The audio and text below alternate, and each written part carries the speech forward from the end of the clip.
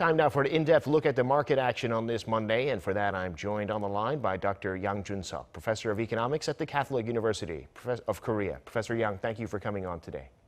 Happy to be here. Well, U.S. stocks closed quite a bit lower on Friday after the Fed's stress test for banks and new rules on bank dividends. Korean stocks today quite a bit lower as well. What's the story in the markets? Okay, well, the United States, the Fed carried out a periodic stress test that they do, and the regular version of the test, apparently most large banks and institutions did do well, but then because of the COVID virus, they carried out some extra testing, assuming very slow U-shaped recovery or W-shaped recovery, and in those cases, some institutions reached minimum capital levels. So the Fed limited dividends and forbid stock buybacks by these institutions, and that seemed to have started a bit of a nervousness on the U.S. stock market. Now, there's other reasons for the United States to be nervous as well. The COVID virus seems to be increasing in the United States. The Florida and Texas states have reversed their openings, and only 2 states have falling number of infections.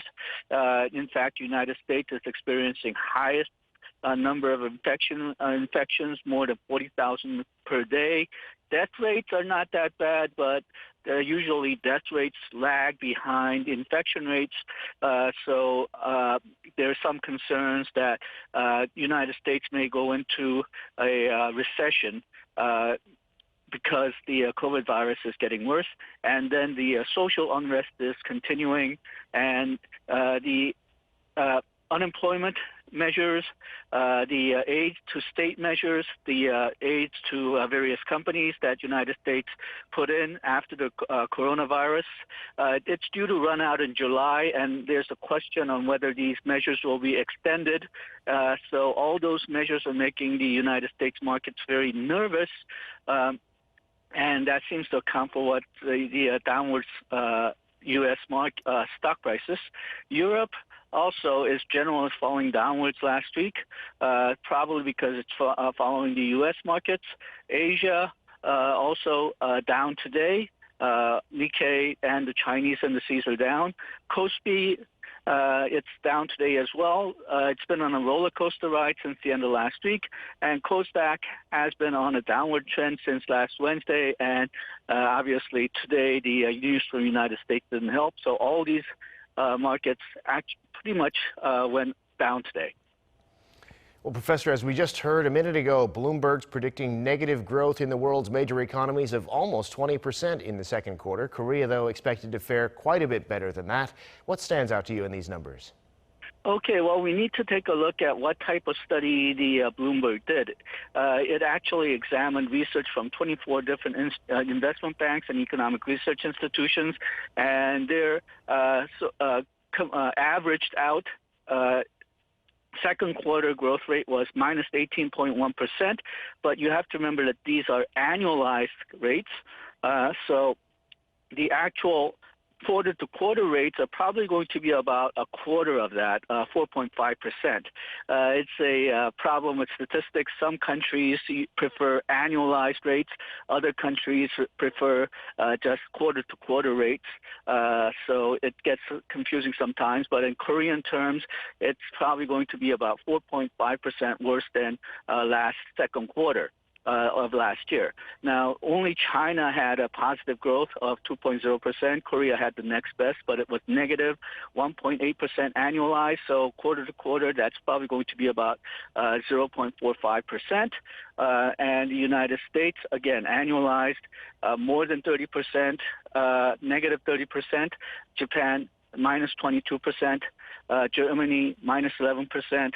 France, minus 19%, and so on. So it's going to be a really bad second quarter. Now, some optimism here. Europe is coming out of their shutdown, so perhaps their third quarter, while it still won't be very good, at least they'll be better than these numbers. But United States, as I just mentioned, there's a good possibility that they will get worse on the third quarter. And another problem is that virtually all academic economists, epidemiologists, and economic research institutions all believe that this slowdown will be fairly long. It'll last at least until late next year, maybe even the year before, even year after that. Just about the only people who were a bit optimistic that perhaps there will be a V-shaped quick recovery was Wall Street analysts, financial analysts, economists related to Wall Street institutions, but even they seem to be giving up hope. Wow. Well, Professor, coming up this week, we'll have data on Korean businesses in May, also business sentiment index for June. Briefly, we're almost out of time. What's coming up in the days ahead? Okay, another interesting number that'll come up is the Korean Consumer Price Index. If the price index inflation is low, then we'll know that the problem is in demand rather than in supply. And then the U.S. unemployment data is also supposed to come out this week. Last month was a bit of a surprise. While there was a lot of additional unemployment, there was additional job hiring as well, which surprised a lot of people. We'll have to see whether it surprises us again this month or whether this month will be more pessimistic. All right, we'll be looking out for those numbers. Thank you, Professor Young, for coming on today. We appreciate it. Thank you.